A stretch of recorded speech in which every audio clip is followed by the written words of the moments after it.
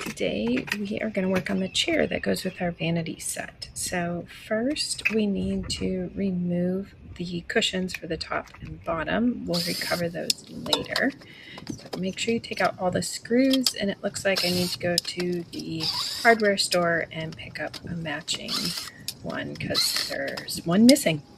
Okay, so this is the chair. We're going to clean it up, make sure we scrub it down with some soapy water, making sure to get any rust spots. Okay, there we go. Let's see. This is the fabric I hope to recover it with. It's a quilted piece from the vintage store.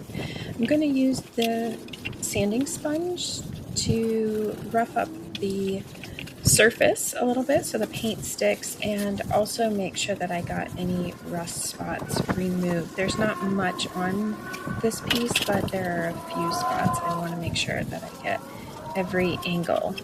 And with this being rounded, it makes it a little bit more difficult, but won't take me too long. Okay, this is looking good. I just want to make sure that I get in all the crevices.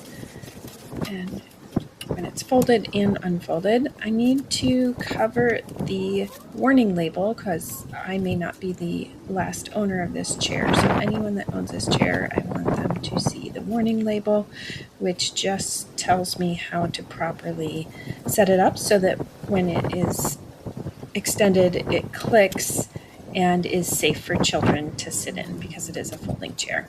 I'm also going to cover the rubber feet, which are in good condition here. I'm just going to cover them so that they don't get any paint, and that they are still attached properly when we use them in the classroom.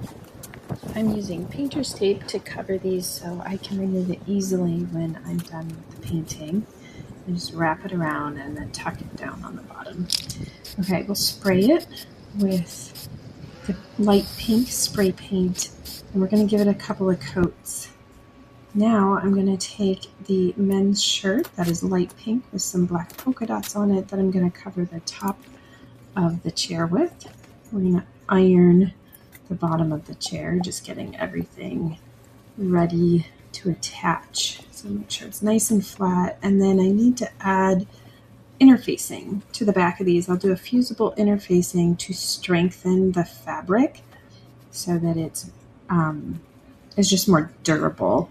This is just basic cotton fabric, and the fusible interfacing will help the durability on the chair because it is going into a classroom, so we want it to last. Okay, let me get this all even and flat.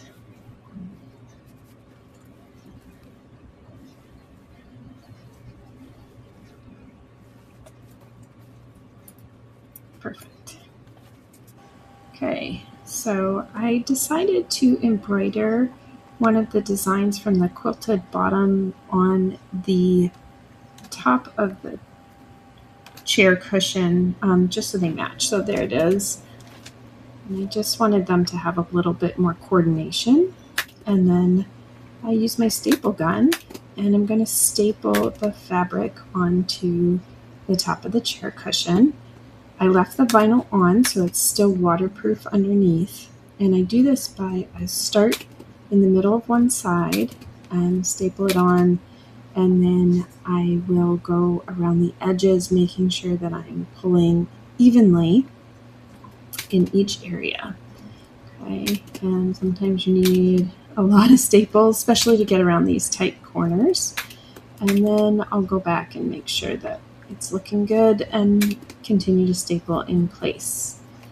And I just want to make sure that I cut off any extra because I don't want to be too bulky when I attach it to the chair. Otherwise it won't get a nice grip with the screw. So there we go. That is the top.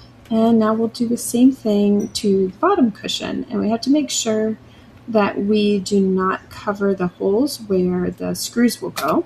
So we need to be able to see those. And it looks like I have a little extra here. And then I'm going to kind of round the corners just to eliminate too much bulk when I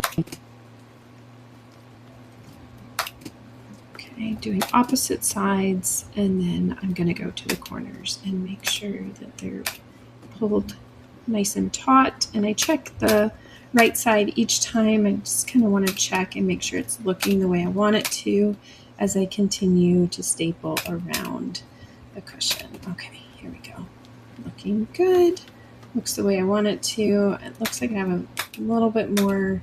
I just want to make sure that all of these edges are stapled down nice and secure all the way around the cushion so that it's not going to come up when wiggly little bottoms get onto this chair. Okay, there. Nice. Okay, so those two work. Let me attach it to the chair and remove the tape that I put over the warning. I have my screws from before plus the one I got from the hardware store, and just use my drill driver here to reattach that top cushion, secure it. Okay, now we'll open it up. We're going to put the bottom cushion on there. So I will attach it with the screws I removed initially. Right through. Same holes. Nice and tight. And one more. Here we go.